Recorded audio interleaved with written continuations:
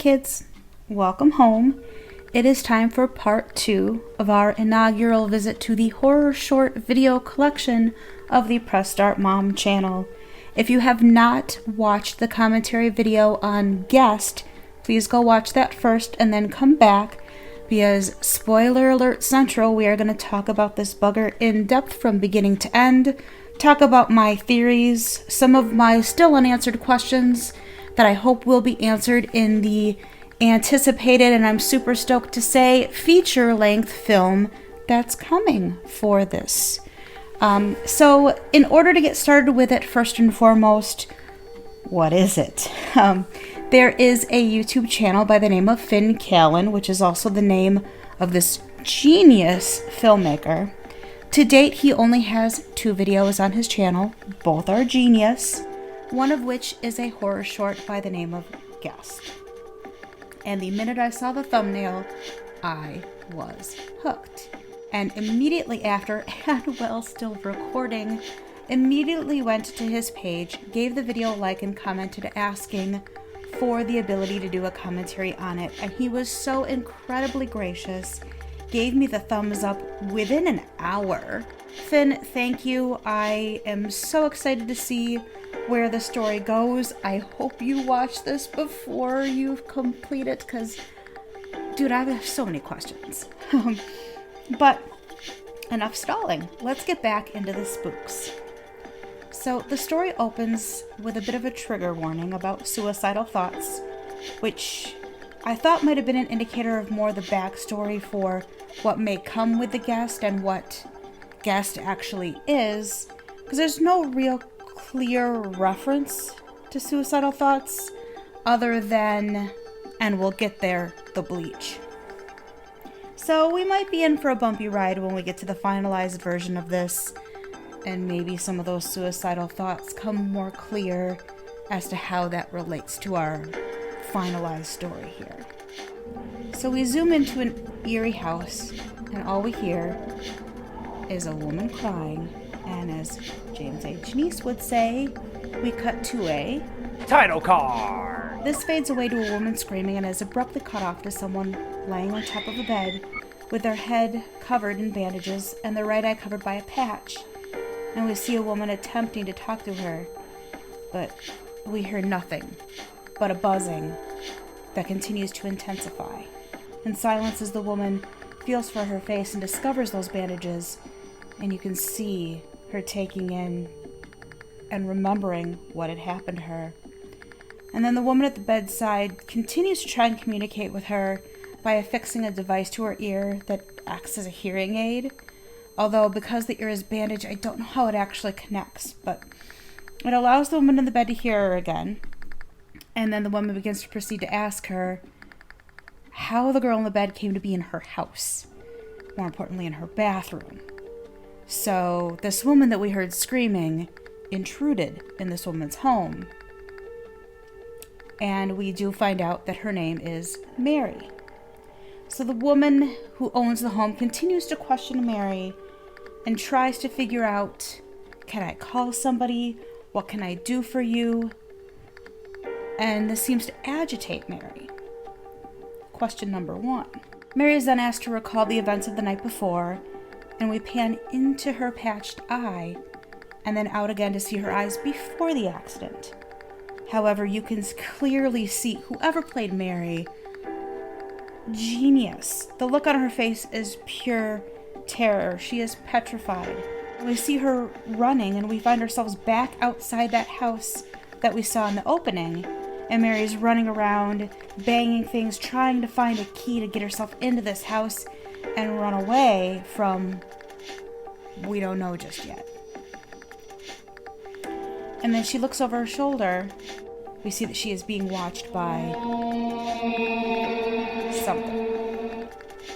And after entering the home and searching around, Mary finds a kitchen knife, and the camera pans to follow her as she makes her way to the bathroom, clearly afraid. Noises are heard from the hallway, and then we see Guest yet again. And Mary blinks several times, presumably in the hopes that she's dreaming, and that if she clears her eyes enough times, she'll wake from whatever nightmare she's in. But no, the guest is there and is now closer as she spots the bleach sitting next to the tub and goes to grab it. And you think for a fleeting moment that she's going to pour this on guest and she's going to run and she's going to have her final girl moment and she's going to escape.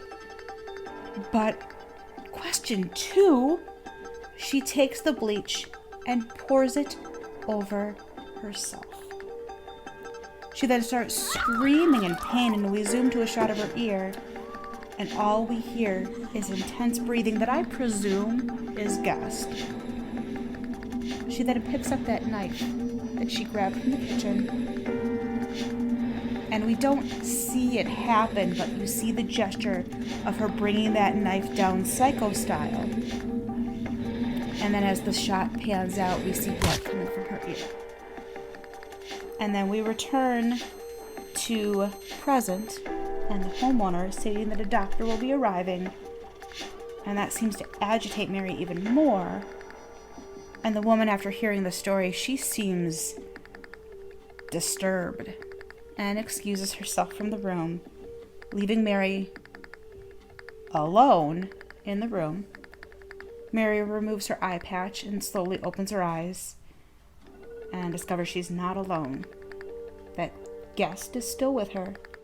And she turns to look at Guest, and Guest is looking at her, and then Guest turns away, and you see Guest's ear is mangled, and then they look down, and we fade to black.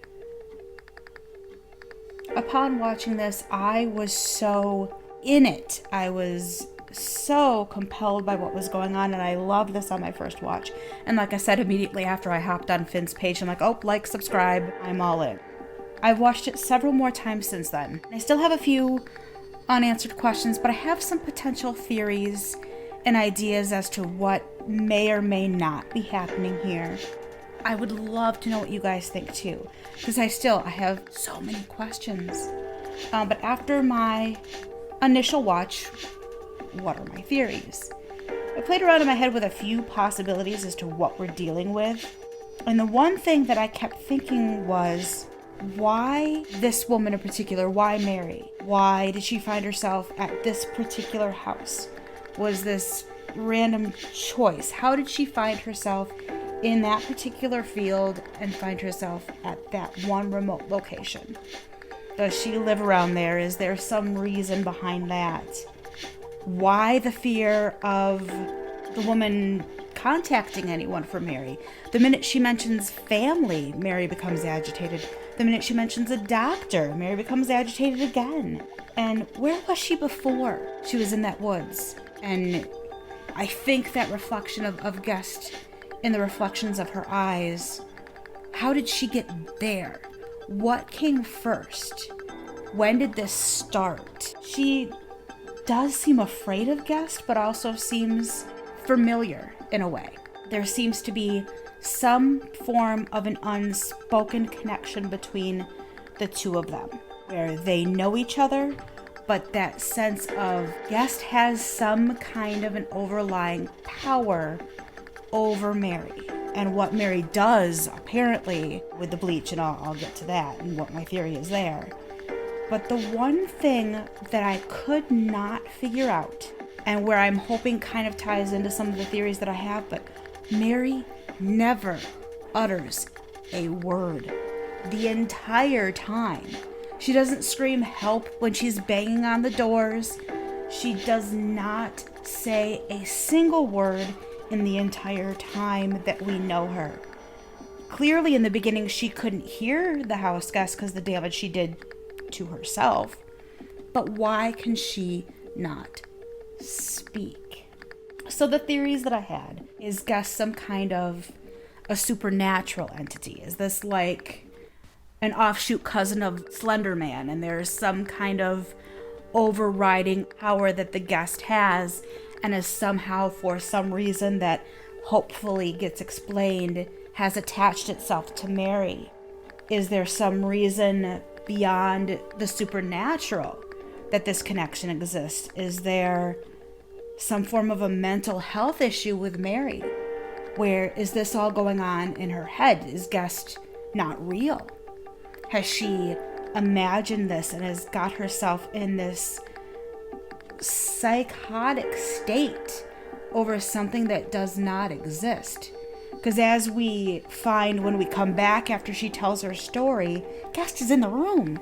Guest is sitting there with her. But the homeowner never once references who's the mangled person in the corner. So is Guest even real? Is this some kind of a mental break on Mary's part? And if so, what happened? Where'd that break come from? Is this something having to do with her family? That there's some dynamic there of possible abuse or mistreatment from her family, and that's why she doesn't want her family contacted. Maybe Guest is a form of representation of something having to do with her family, and she's trying to run from that. And Guest is still following her because those memories follow you. And then is that homeowner then a therapist? And this is her trying to break free of whatever happened with her family, and Guest is still in the room pulling her from being able to fully heal, and that homeowner is doing everything they can to remind her, you're Mary, you're here, what happened, talk to me, and trying to get those words to come out. And if that's the case, it would explain why Mary does not speak, because when you suffer from severe trauma or abuse in that regard, becoming mute and falling into a mutative state, that happens to a lot of people. You see that as a trope in a lot of movies where there's some kind of trauma that exists where they'll stop talking. So that kind of made a lot of sense in that regard to me, that we're dealing with something that maybe is more mental health driven. But the other thought that I had, and it still kind of ties in, all of these could be true. It could be all, it could be one, it could be none, it could be so far off. But the other thought that I had is, what if Guest is real, but not in the sense that we think? What if Guest isn't some supernatural being? What if Guest isn't some imagined creation of her abuse becoming a reality and she's made it real? What if instead Guest and Mary are the same person? Because when we finally really pay attention to the appearance of Guest, when you see them sitting on the bed, and this is why I went back and I actually rewound, I thought they were actually wearing the exact same outfit for a minute. They're both in black. Mary's head is bandaged so you can't see her hair, and obviously she poured bleach. Her ear probably is looking a little mangled. So some of those similarities in feature. What if Guest and Mary are the same? And Mary has, again, through whatever means or whatever trauma she's sorting through, because she's sorting through some trauma, even if it is just because of Guest, what if that is just a physical representation of her? It's her. And the negative effects of whatever she is going through, becoming a being outside of her own self. It's her fears, her anxieties, the negative aspects of her personality as another being that only she can see, because really it's her. Kind of in, if you guys have ever seen that John Cusack film Identity, it is her. It's another aspect of her that she has created as a separate entity to distance herself from whatever that trauma is. So that's my deep dive guesses as I've watched it now. Gosh, probably 7 times.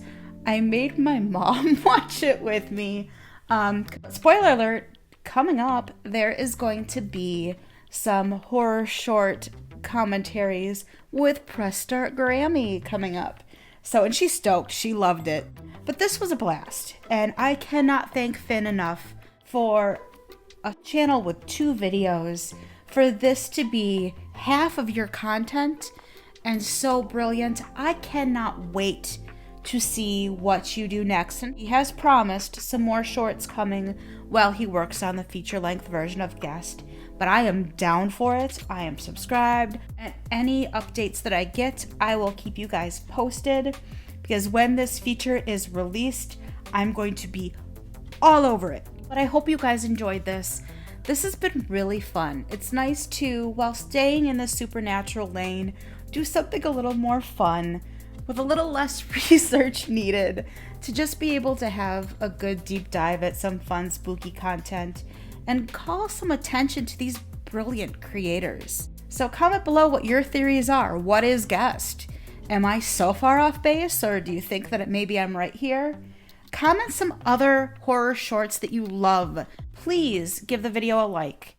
And if you haven't already done so, please subscribe and join the crazy chaos that is the Press Start Mom family. I thank every single solitary one of the 160 of you that are with me on this journey. Every single solitary one of you has a space in my heart. So until next time, stay spooky. Late nights, been on long flights, stayed on. Strange time, it's a strange time in my life. I took a drive home to clear my mind. Oh,